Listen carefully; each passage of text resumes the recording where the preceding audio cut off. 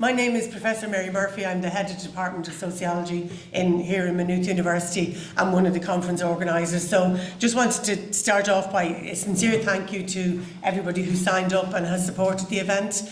We think it's timely and relevant and necessary, and we hope you do too, and that you'll be even more convinced about it by the end of the day. The conference is supported by the Social Science Institute and the Department of Sociology in Maynooth University and the School of Business in UCD, so to thank all of them. And there's too many people to thank individually, but I really did want to make a special thanks to Elaine Bean here in the library, who's been very good, and to Anne and Orla and Moosey, who you'll see around the place, and the Sociology admin team. And thanks also to the facilitators who you'll see in action in a moment, Martin Hawkes and Chris Chapman from the Burren College of Art. And I leave them to self-describe what they do and how they do it and what they do. Kim Stanley Robinson facilitated us hugely by making a video speaking to radical change requiring radical imagination, and he has also agreed to make the transcript of the video available, and it will be published in an open access journal administration. So thanks to John McMinn, who's in the room as well, for making admin a vehicle for augmenting the dissemination of our findings.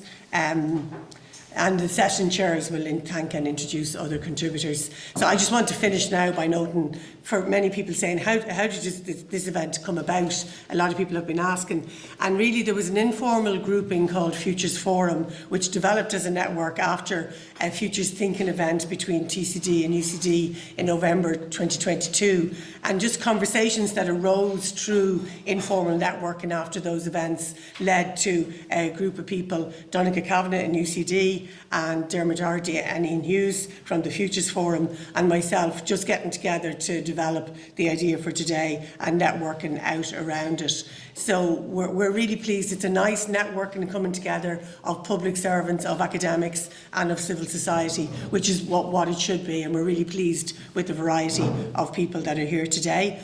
It came about really because aware of that need for transformative change, and we really wanted to provide space for rethinking the role of institutions in enabling a deeper, more systemic form of change than what we're seeing generally happening.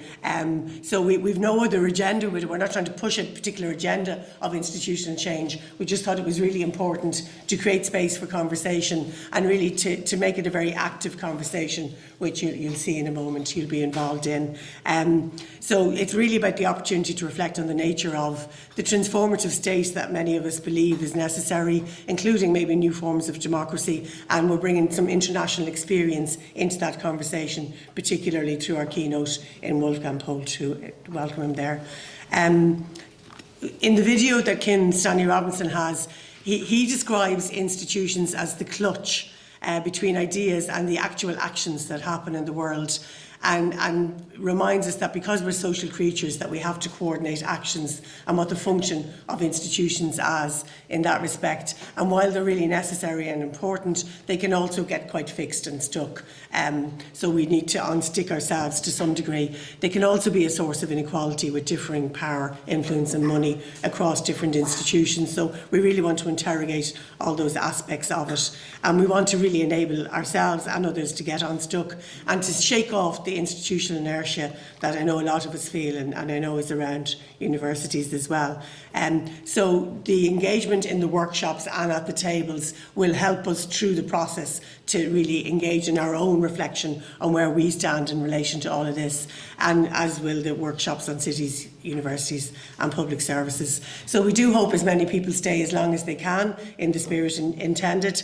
Our final plenary, we called it Active Hope, because we really want, although we really want this to be an in-depth examination of what the challenges are, we really want it to be a hopeful space, and we want to really be a space where we leave here feeling energised and feeling hopeful that we have a role to play in making that happen. The next session here, it's an absolute pleasure to be introducing Wolfgang Polt. Wolfgang and I usually meet in Paris because he is an expert who has been called on by the OECD for decades. He's also working with the European Commission. So Wolfgang is Director of Policies at Joanneum Research in Austria on Science, Technology and Innovation Policy. And he's going to talk about European missions and challenge driven innovation. This is an issue that is very live here in Ireland. During the time that Wolfgang and I have known one another, we've seen this evolution of innovation policy from being a national innovation picture where the investment is focused very much on economic outputs, jobs and productivity and efficiency that Kim Stanley Robinson won't be too happy with. And that framing has now been joined by an equally important framing around system transition. The transformation of systems like energy system, transport system, agricultural system, which is an entirely different, you need an entirely different innovation system for system innovation than you do for national innovation, economic impact. So it's an absolute pleasure to welcome Wolfgang to Ireland and to speak to us here. The format of the session, we're going to have Wolfgang will speak for about 15 minutes. We'll then have a short discussion with Professor Maggie O'Neill from University College Cork and Professor Riain from Maynooth. And then I'm keen also, there's a mix here today that we don't often get in terms of the number of policymakers, academics and practitioners are here. So during the session I'm keen to get some of your voices as well into the discussion. So we're going to see how that goes in the time that we have. So it just leaves to introduce Wolfgang and to thank him very much for making the journey from Austria to talk to us here today.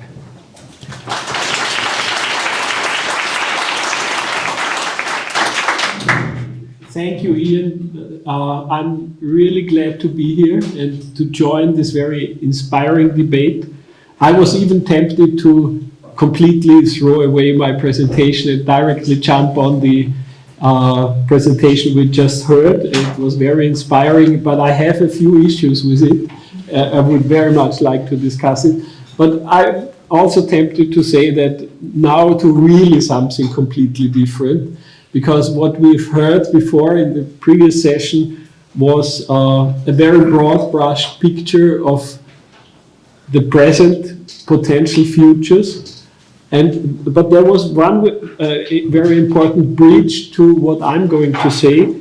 And Kim at one point said, we are today fitting our institutions to cope with the challenges of the future. So what we do in the next year or in the next 2 years will very much determine how do we get to the next 20 or 50 years even.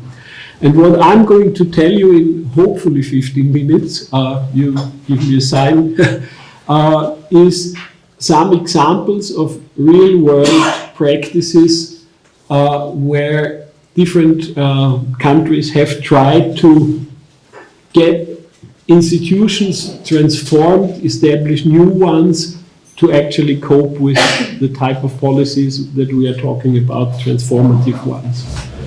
And just to give you a brief idea of the background from where I'm coming and where is the angle of my perspective on these issues, we did some preparatory studies for the missions for Horizon Europe, so we are partly to blame on what was the outcome.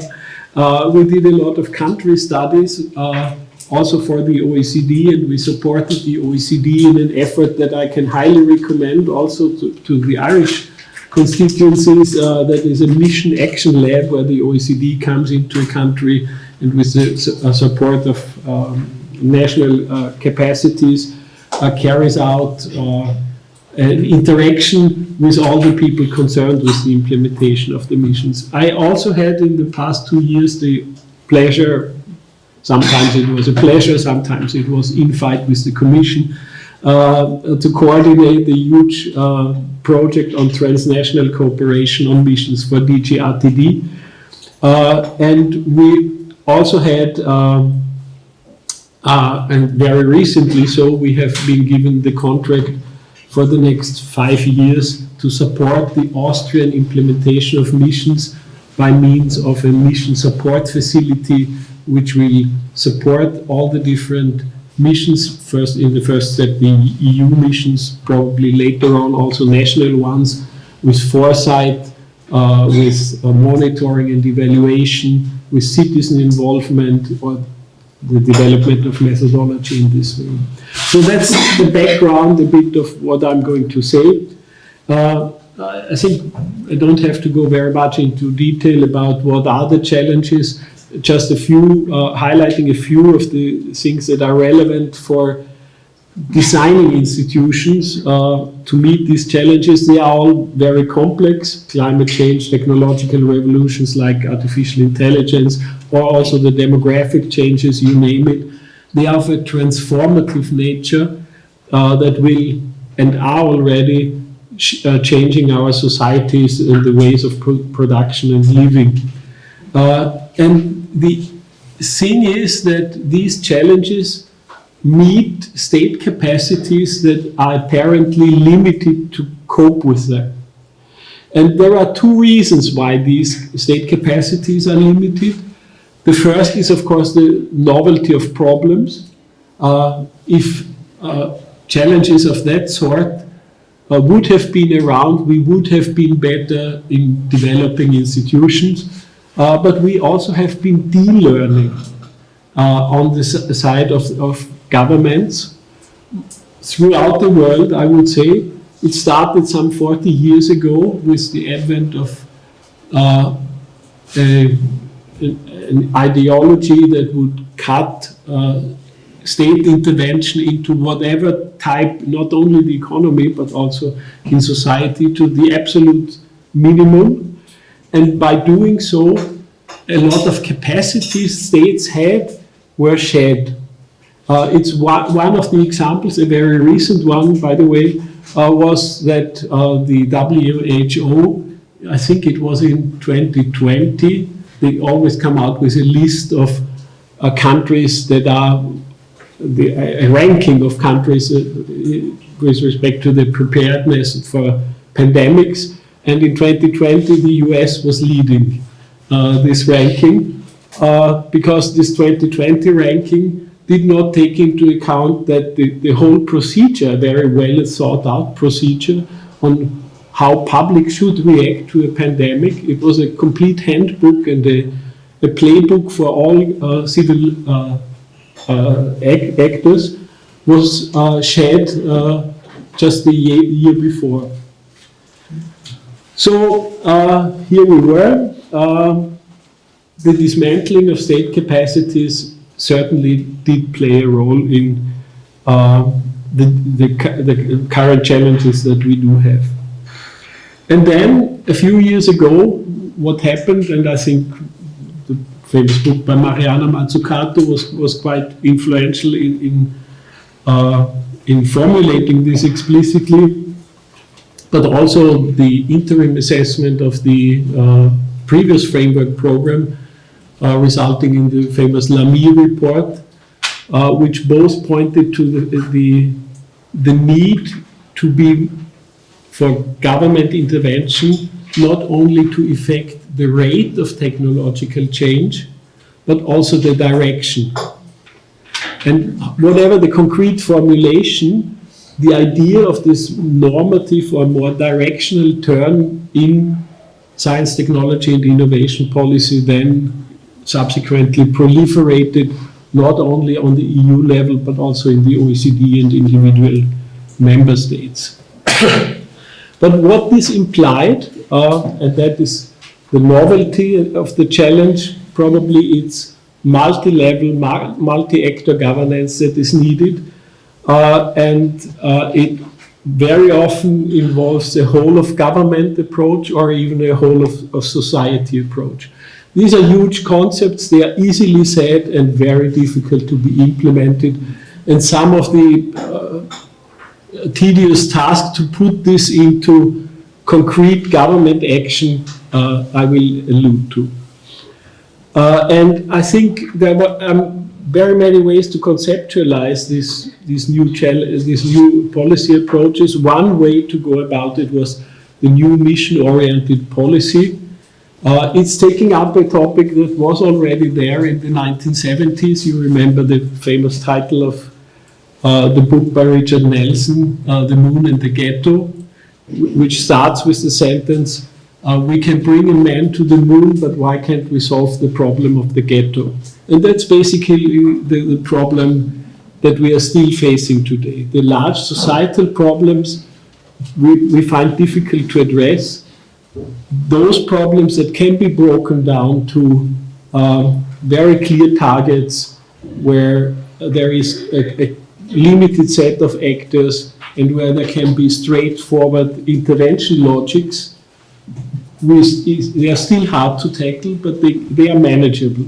And contrary to what Kim said, I would even say that the recent pandemic is a good example on that, because science did, of course, play a positive role, but Operation Warp Speed was a government-led initiative, and the development and the rollout of vaccines, huge public monies were poured in, and huge organizational effort to get this done was part of the success.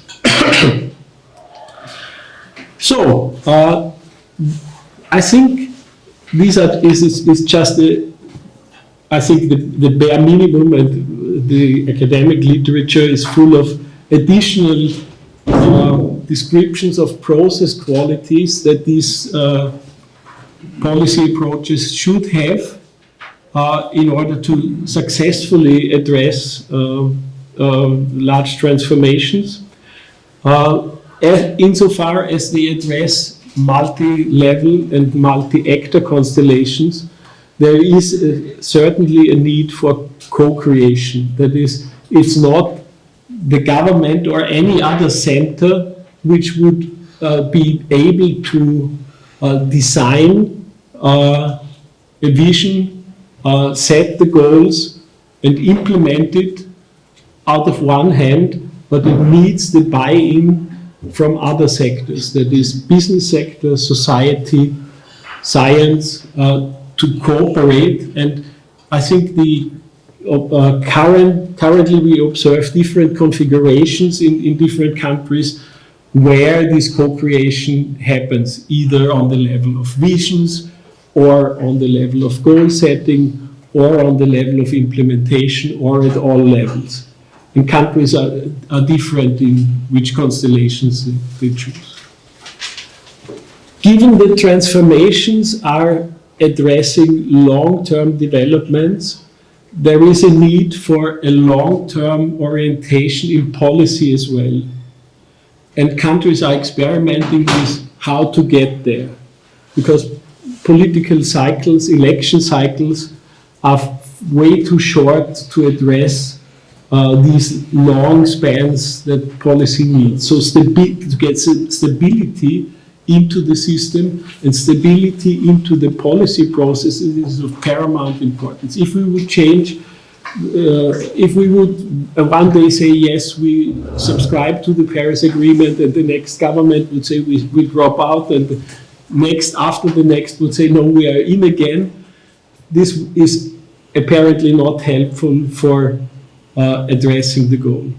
But at the same time, there needs to be agility and reflexivity built into these types of policy approaches, because as they are addressing long-term goals, a lot of the parameters that were in place when we started the initiative might have changed. Look at, for example, the German Energiewende. That's the attempt to change the the composition of primary energy sources. It started some 20 years ago, and in these 20 years, the relative prices of technologies have changed, the availability of technologies have changed, and there were some wars in between, and the cut down of global value chains, and policies have to react to that. Without losing the goal out of sight, they would have to react, sometimes redefine the goals, sometimes use a different portfolio of instruments to get there. And for this, you would have to have built-in agility and reflexivity. It would hamper your goal if you just stick to the plan that you made 20 years ago. And in short, what we all need for that is good governance. We have a lot of technologies around, and there is a lot of experimentation going on, for example, how to deal with climate change technologically. But these technologies being available or being around is not sufficient if we are not able to roll it out to make them societally acceptable and to have the buy-in from larger parts of society. And for that we need good governance. And with that I lead you through some examples that we encountered underway in some of these projects that I was referring to. And I picked these examples because they address different aspects of the process qualities in different ways, which I think I found interesting and which can probably be used as role models or good practice examples to be transferred to other political systems. There is always a need to adapt to the respective political system because none is alike. But I think there are some lessons to be drawn from that. And I would start with my own country, with Austria.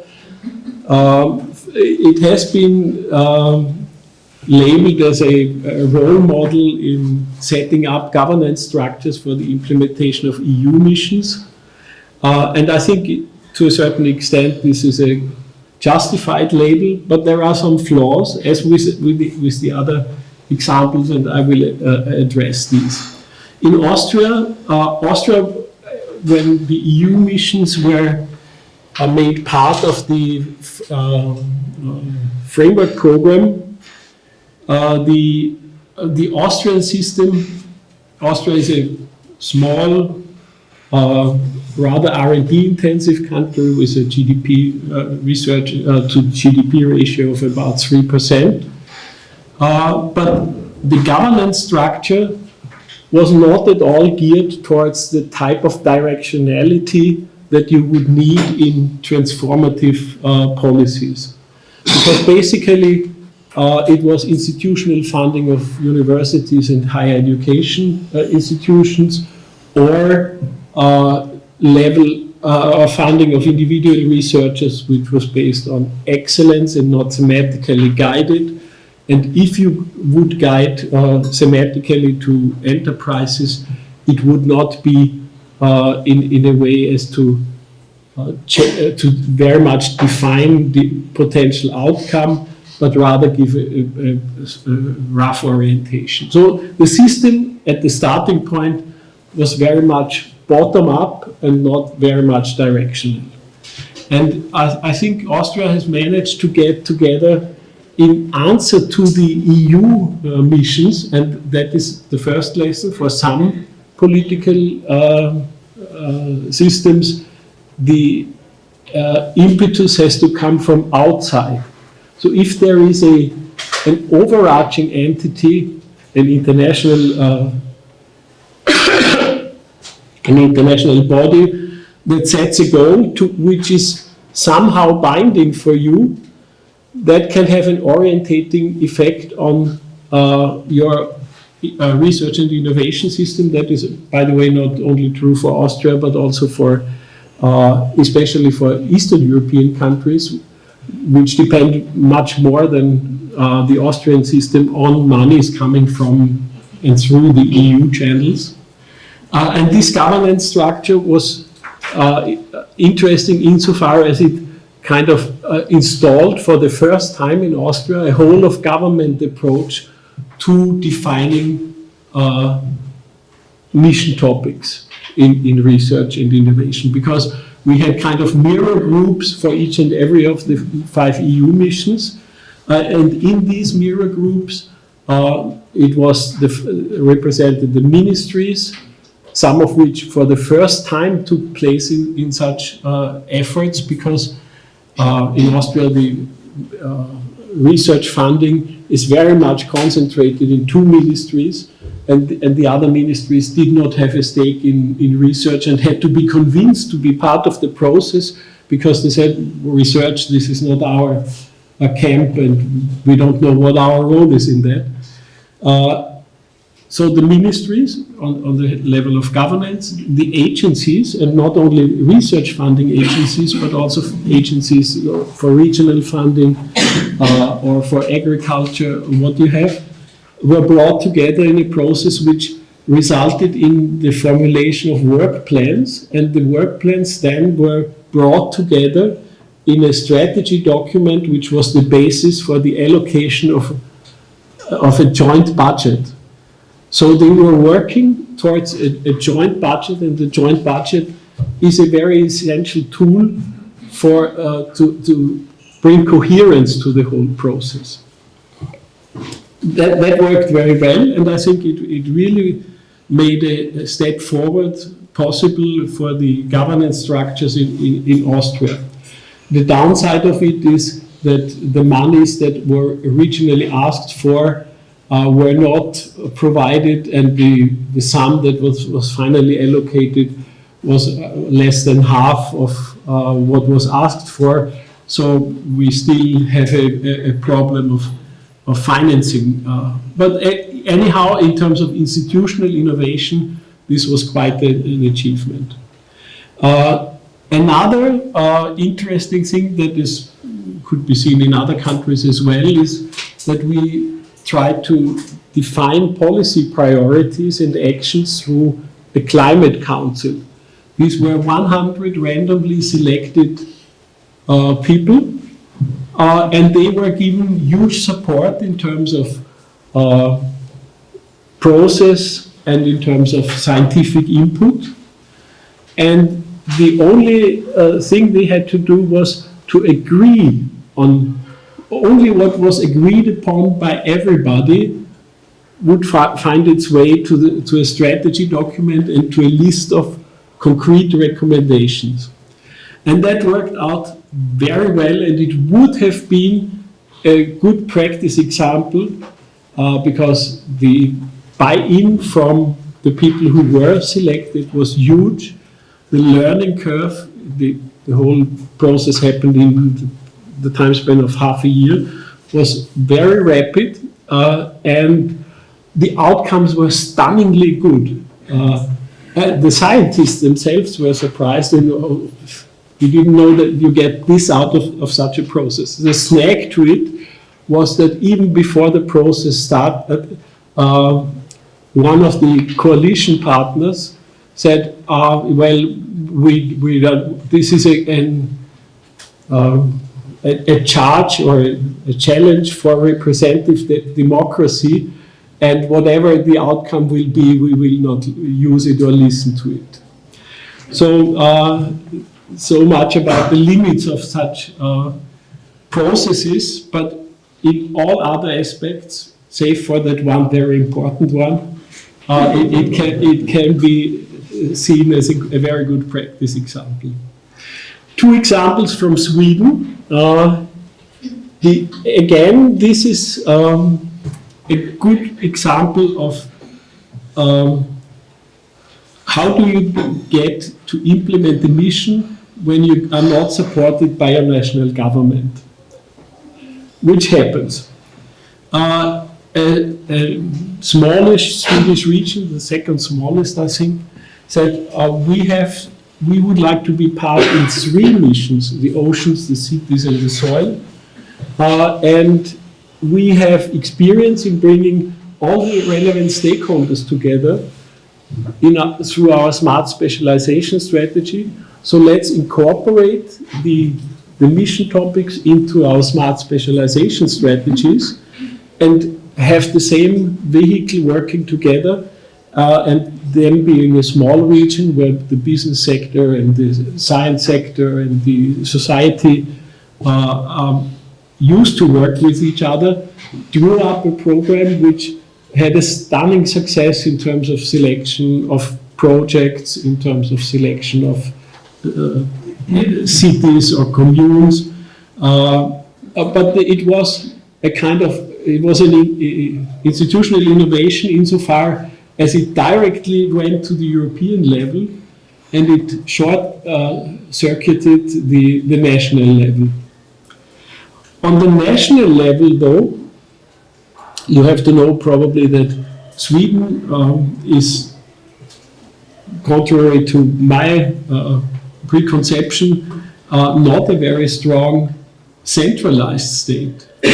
A lot of competencies are with regions. or with agencies. And the second example, very interesting one, is again, if the central government only gives broad direction in the form of a strategy, how do you get to mission topics? And the way they have chosen, and they being 3 different agencies, the 3 main agencies, it's for science and technology, for the environment, and for agriculture, they teamed up and said, we don't know it either, what should be mission topics, but we would select bottom-up created proposals which topics should be mission topics in Sweden, and we will pay and support the preparation phase, which should bring together all the relevant stakeholders. And I was in the panel that evaluated the proposals, and it was really fascinating to see which topics emerged and which actor constellations emerged. There was one, and that was one of the finally selected, that focused solely on governance. It didn't have any topic in terms of scientific area or technological field or societal challenge. It said we need on the communal level and on the regional level to get our governance structures right to be able to tackle these problems. And that was selected, and I think this is a very promising example, and we will see how it turns out. But also the other topical proposals, they brought together a huge bandwidth of stakeholders. So it was not big industry alone, it was the industry, the metalworking and mining industry. They had to team up with the communes where they had the mines. They should be able to develop transition plans from where mining is closed or where mining is to be expanded in terms of environmental effects.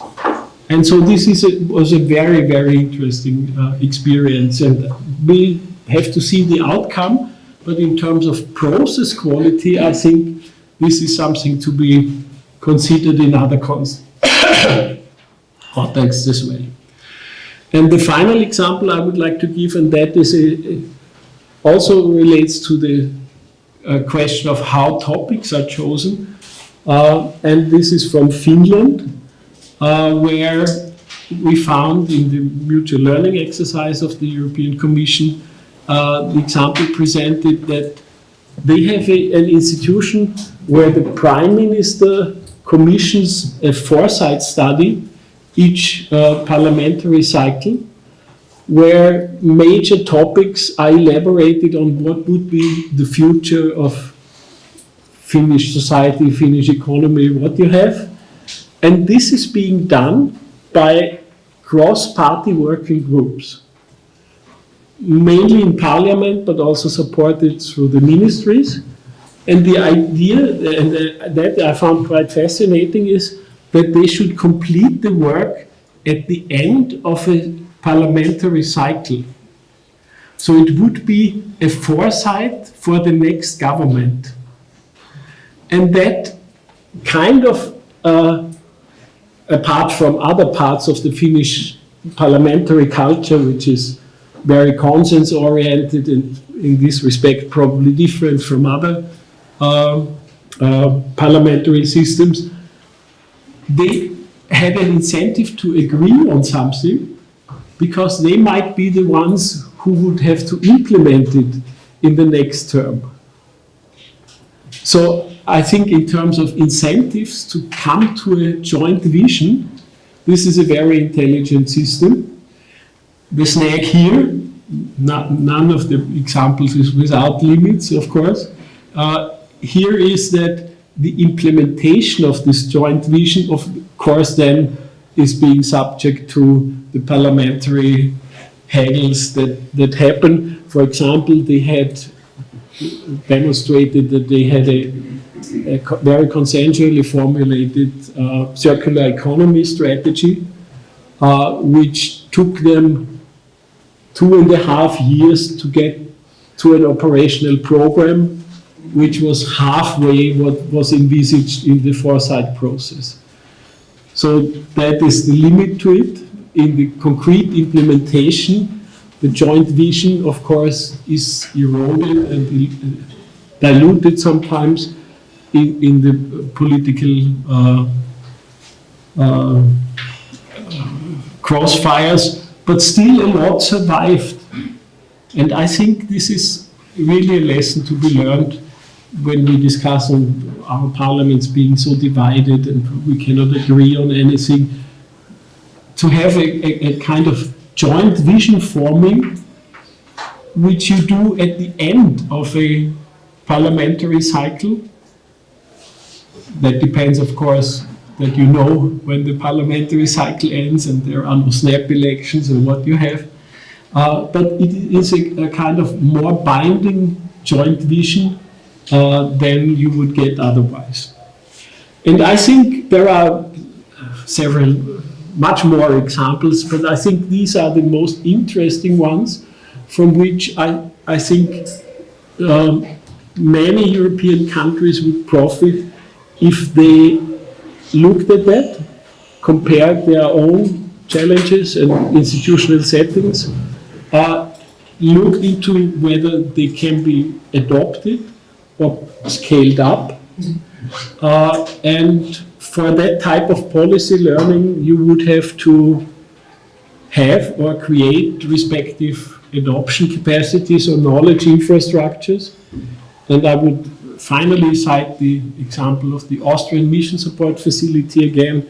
This is being just as we are speaking, there is a kickoff meeting today that should support these mission action groups composed by all the different societal actors in defining concrete targets, in setting up evaluation and monitoring schemes, in advising them in how to best involve civil society where possible.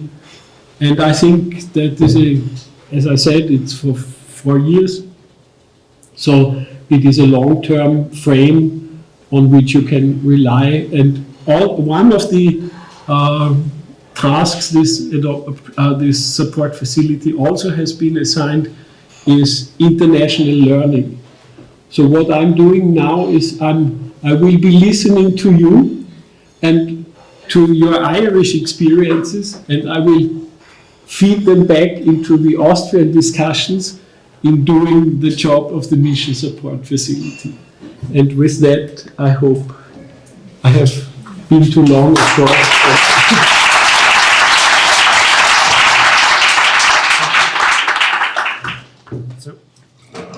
We don't have a roving microphone, so we're going to ask Seán and Maggie to come up and join us around the table here so that you can hear us during the discussion. So would you like to join us? So I say we're just going to kickstart the discussion here. So introduce Professor Maggie O'Neill, who's Professor of Sociology and Criminology at University College Cork, and Professor Seán Riain, who's Professor of Sociology here at National University at Maynooth. So one of the things, I think, just a question to kick off, I'll bring you in last, Wolfgang, on this. Okay. But implicit in what you're saying is a narrative of transformation, which is a narrative socio-technical transformation now. So I'd like to ask both Maggie and Seán about your view. Do you have an alternative vision for what the transformation is? Is it quite as simple as a socio-technical one in regard to what Kim Stanley Robinson was saying? In the competition of narratives, of stories, of what the transformation is, and just to get your perspectives on that. Okay, thanks. You go ahead. Thanks for the question. I made some notes while you were talking, Wolfgang, and I think in terms of the kind of focus on mission, what I was really interested in is the citizen involvement in the development of missions. You spoke about good governance, and that narrative of good governance, I think, is really important, particularly in the context of global turbulence, the kind of global realignment, just thinking as a sociologist, stepping back and looking at the kind of broader picture that we're situated in, and those narratives, in terms of conflict, policy, how we deal with that, on a planetary level, but also from an institutional perspective. I'm very institutionalised, folks. I did a degree, did a master's, ended up working in the university, so I'm deeply involved in the kind of the role of the universities and the role of universities in good governance. And so I was thinking when you were talking in terms of, Ian's question about narratives, policy making, engages the university as a system. It's that kind of, the university as a system and the way the university intersects with EU funding, the kind of missions, the way missions get oriented, who decides, who's involved in the development of missions. But also institutionally, we have a real crisis in our institutions, in our universities. Neoliberalism, the managerialism, marketisation, academic precarity, which is kind of a massive issue. And that impacts on the kind of, chrononormativity, if you like, of academic timescapes. I guess there's a resistance to that in terms of chronoreflexivity and chrono-solidarity, thinking about, the kind of people, the support of the unions, but also activism around precarity. And so we have these kind of tensions between, those broader narratives, broader brushstrokes, what good governance looks like, the crisis in our universities, and then a resistance to that. Your project, Ian, Deep Institutional Change project, is one response, bringing a different narrative.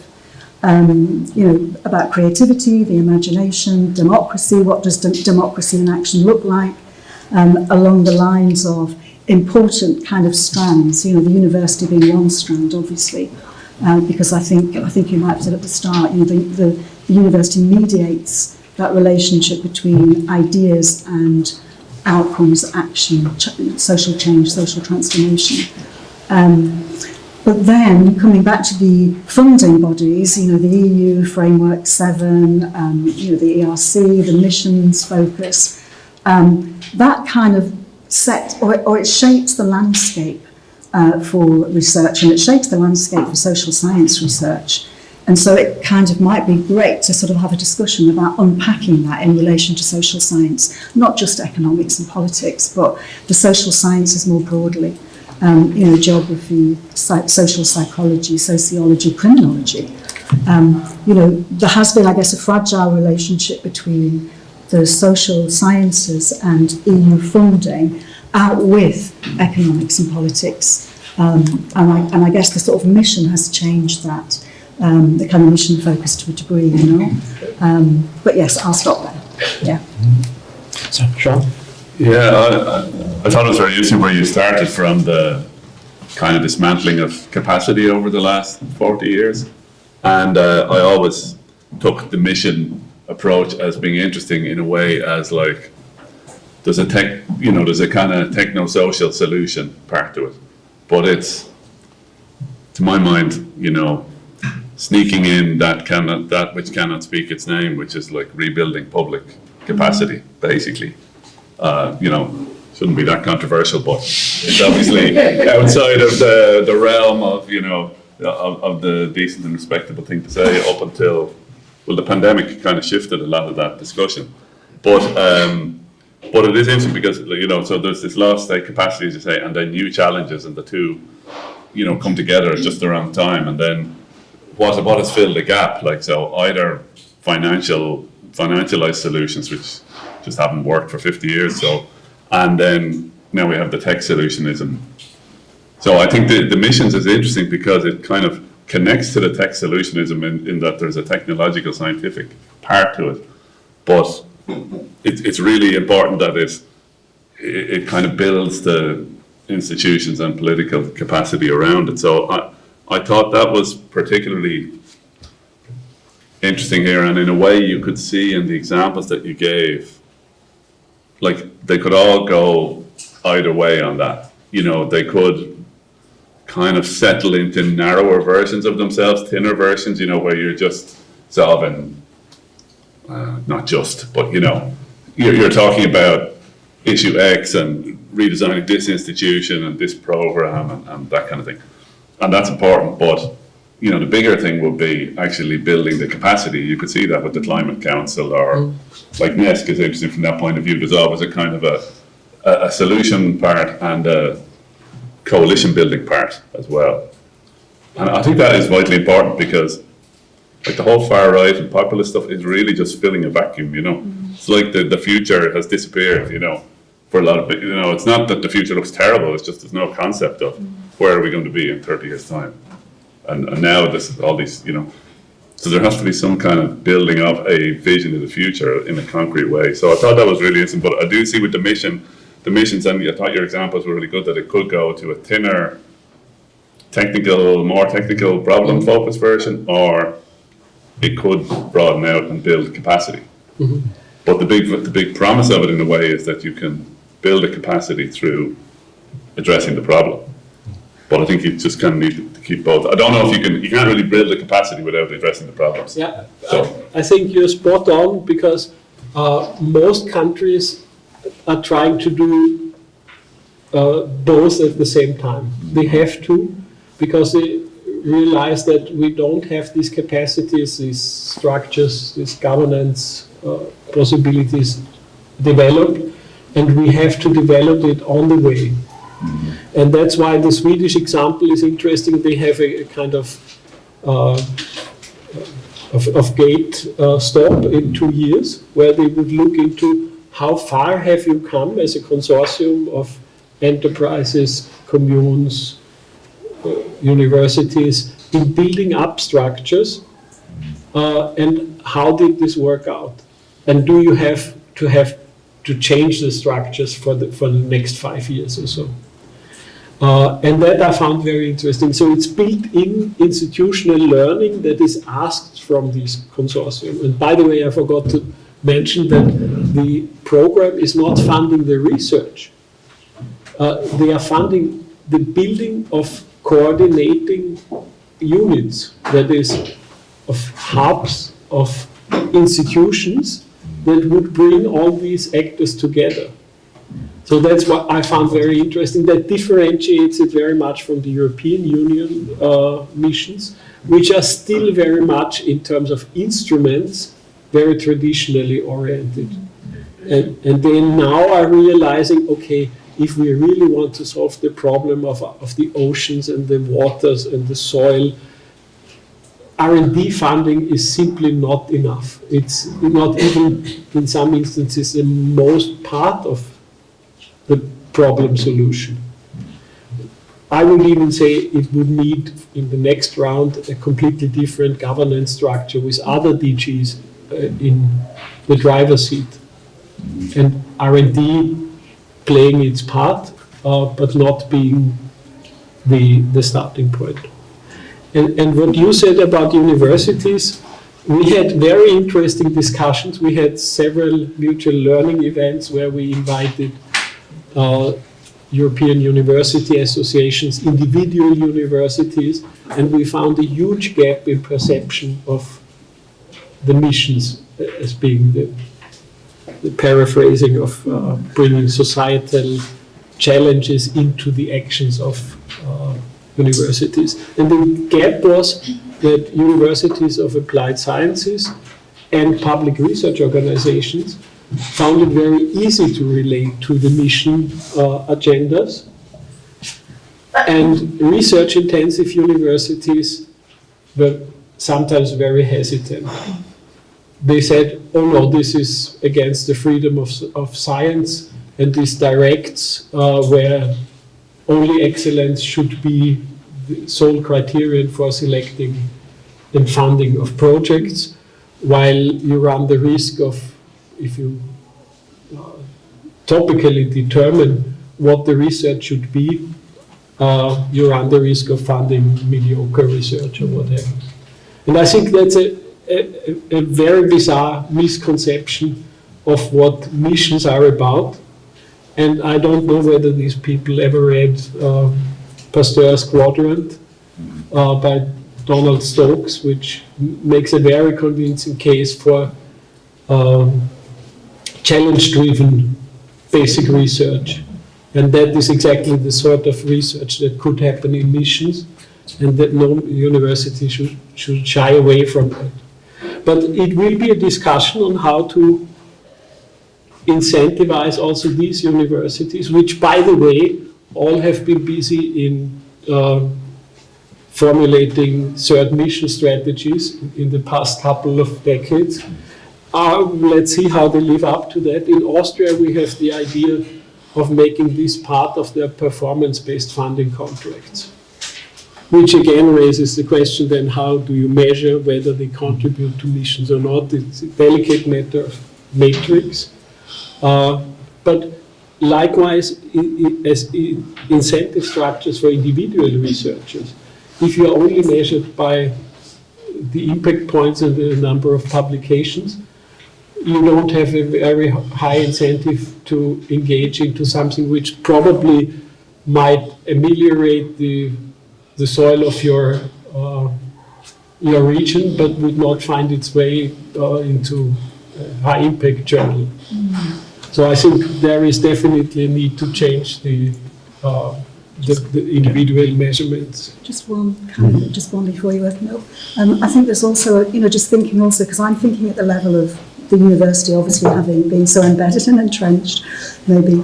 But I think there is that kind of tension between, in terms of the academic responses to, academic freedom, institutional freedom, and then a kind of goal-oriented, driving, incentivized approach that creates, discontent. It creates concern, and that's also connected to. And in Ireland, I was really happy when I arrived 6 years ago to find that there was no research assessment exercise. I thought I'd died and gone to heaven, and people were still doing brilliant research. They still were doing fabulous research. But I think, the kind of, the ref, as we know from the kind of implosion of universities in the UK, that drive to produce more and more, to ensure funding follows, publications and rankings and so on, has been a kind of death for many academics.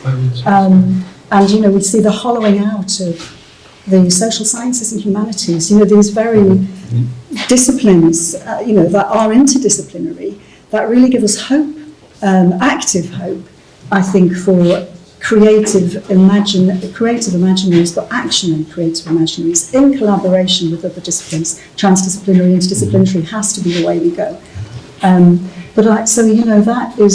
It's tragic to see that, and that's on the back of performance, performance management, performance measurement, ref, and people feeling, that they just have to produce and produce and produce. There's an acceleration, but a reduction in quality, and then that also leads to a discontent in relation to what is possible.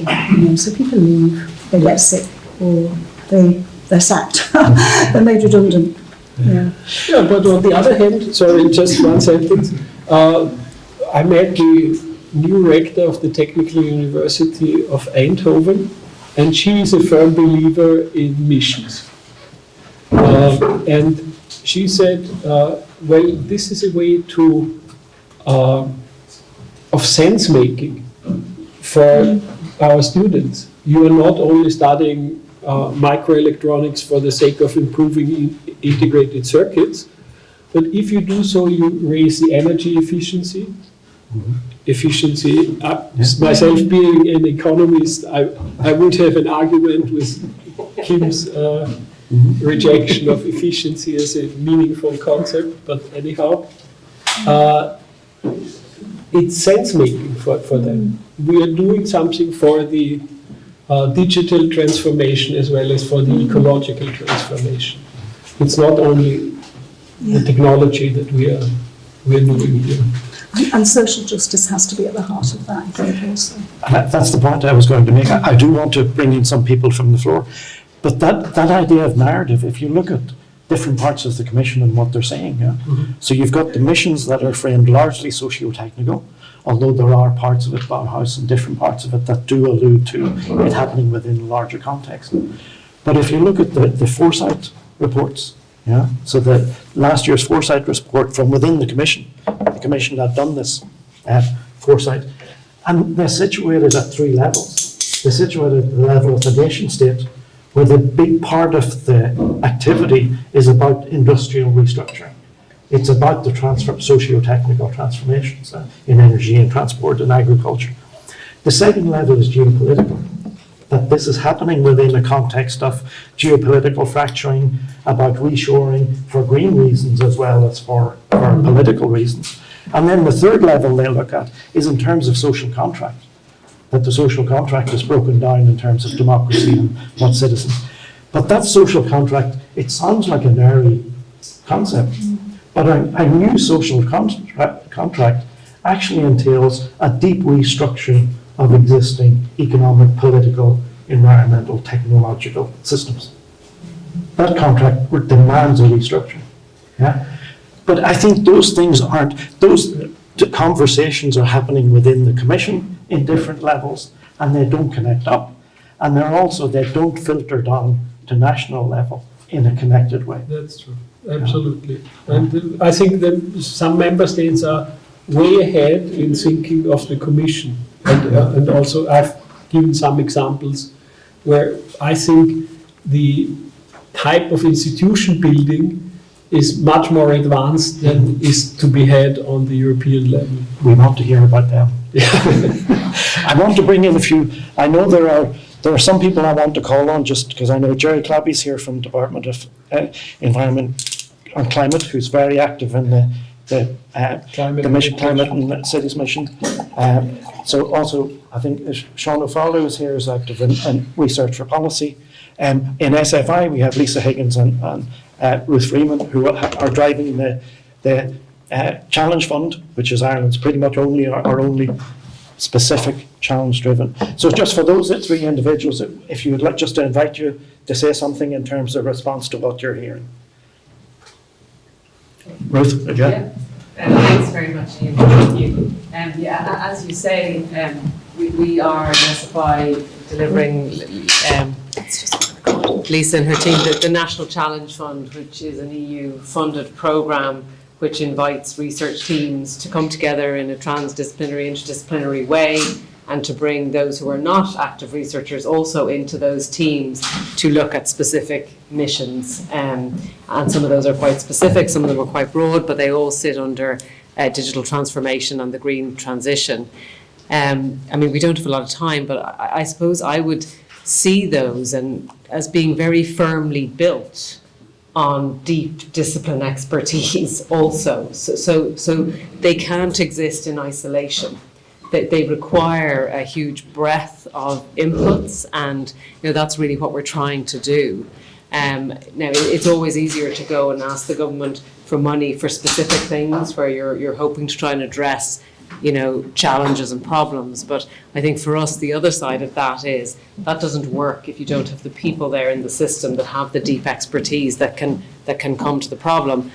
But then also bringing those people together with a broader group of stakeholders so that you really understand the problem, hopefully, that you're trying to solve, or the challenge that you're trying to create a solution for. So we're at the stage at the moment now where we have just shy of 100 teams working on a whole range of different topics, and Lisa and I and the team will be working with them over the course of the next 3 to 4 years to hopefully see some really exciting and important outputs that will be centred here in Ireland. A lot of them have been developed in a cross-disciplinary way. A lot of them pull in other government departments and agencies, and we'd hope to even see more of that as the teams develop. So it's been. I mean, I think we can relate to building the system as we're doing it. I think that's very much what we've been doing over the past couple of years. This wasn't a capacity that we had a few years ago, so we're learning every day as well. So it's been really interesting to be part of these conversations. Thanks, Jerry. Would you like to? Well, my first thought is there's a huge amount there. It's not very easy to respond to all of that. In fact, all of what we've heard this morning, and I suppose I mean, two things strike me. One, some of the conversation there is around universities and the third level sector, but I mean, the government itself is institutionalized and has its own issues. And I suppose coming here today, that was kind of foremost in my mind. But I mean, just to speak to something that we've been trying to do, I suppose, you know, if you're working in an area like climate and environment, we need to look into the future in a way, and perhaps we haven't done previously. So we're automatically talking about longer time horizons. So we're talking about, for instance, in the climate neutrality by 2050. That for a start off is a long time horizon from a government perspective, but it's one that's there now in law, and which we're obliged to meet. So, and I suppose for us, over the last couple of years, we've been trying to think about how do we get evidence to support the policies that we're putting in place across a huge range of issues. So in our department, not just climate, but environment. So other, you know, the three kinds of crises we're dealing with, biodiversity and then kind of pollution, I suppose, broadly set as well. And those things integrated with one another. So not they're interrelated. Things like how to achieve a circular economy, which again is you know, cross-cutting, if you like. And then we have other challenges in our department, like cybersecurity, for instance, which we deal with as well. So, but two things that just resonated with me. One was, how do we, so we're about to publish a research and innovation strategy in the next month, I would hope. And one of the things there, that when I started out on this journey of kind of leading that process, I thought we would be very outward focused in doing this. But actually what a lot of it has kind of come around to thinking is, how do we structure ourselves as a department with our agencies to actually interact with the research system effectively? And how do we build our capacity to do that? So our own capacity is really important, and it was good to hear somebody talking there about the capacity of the public sector, because it's not all about just looking to universities and saying, what can you do and how can you deliver us up the answer? It's also about how do we position ourselves to intelligently use those outputs and to be able to interrogate them and use them to formulate public policy. And that's a whole issue all on its own. So, you know, building that capacity internally. And, you know, another thing that's come into our thinking as well is using the capacity, not just in universities and not just seeing research as university driven, but the government system itself actually does some research. And so, for instance, part of our department, we have Geological Survey Ireland. Now, they are doing research. So we have staff who are tasked every day of the week with doing research. That's an important capacity for the government to have. We probably don't have it. You know, how do we not lose that in the first instance? But then also, how do we kind of intelligently grow that? Because that is probably something that we've lost over the last 40 or 50 years. So look, there are just a few thoughts from me, but no answers, I would suggest, but just interesting to talk with colleagues here today about these kinds of issues. Yeah. And just to come to Seán, if you some thoughts, if you have. Thanks. That was really interesting. Thanks very much to the three of you, and Wolfgang in particular. I'm based here in the Social Sciences Institute, and I'm on secondment from the civil service, where I headed up the Department of Education for 10 years until 2 years ago. And I'm working here within Maynooth, but also within government to support the work of DFERIS. I would say on an ecosystem change in terms of how research for policy works, with a view to the long-term agendas that we've been talking about. And I think you've just had a really good example from Jerry about the steps underway in probably one of the 2 or 3 leading departments in terms of rethinking how they go about their business. Mm-hmm. So every department is rethinking how they go about their business, and there's a a framework for engagement that the Department of Further and Higher Education is developing. And how they engage with higher education, with universities, is really is the key part of that. And within universities, I think there are all these reflections about how to engage. In fact, there's nearly a new science in all of this about the nature of this research for policy. There's a new scientific field is emerging about how to do it. Now, obviously, and one of the things that's been really hammered home to me, really importantly, is within Maynooth, but also nationally, it's not just about universities and government. It's a much broader nature of engagement. But the university government part of that engagement needs to be enhanced and developed. And it's all about systemic connections at all levels and not individually based, and people not operating individually or in small groups in either of the two areas. And that's really easy to say and really hard to change. And I would also include, we have one deputy here with us today, one Choctadala. It's really great. The political system needs to be part of this as well. And I think I wouldn't want to ignore that, and having the political system embedded in these changes as well. And that, I think, has to open up the opportunities for longer run discussions, longer run foresight exercises. And they're much easier done by departments on a solo or silo basis. But what Jerry has highlighted is that actually very little is addressed by that we need to find ways of having dialogue which is long run on a cross-disciplinary, cross-field, cross-departmental basis. And that's really, really hard to do. So we need to look at continuous ways of doing that. As a society, we've begun to work on some ways of doing that in terms of citizen engagement and so on, but we need to keep on refiguring and rethinking. And political cycles are part of it, but I think there's a lot of room for longer run thinking which runs in parallel with political cycles. And we shouldn't assume just because there are political cycles that we can't do this, because most of the change that I've been involved with, for example, in schooling and curricular change, has passed between 3, 4, 5 ministers and hasn't actually, there have been tweaks and changes, but the direction of change and the embeddedness of change has advanced, and very little is done in a 5-year cycle in terms of real change. We're running over time. Apologies that we haven't done the usual questions. Yeah, I think it's just, it was important to try and capture some of the policy voices that are here today, because it doesn't happen that often.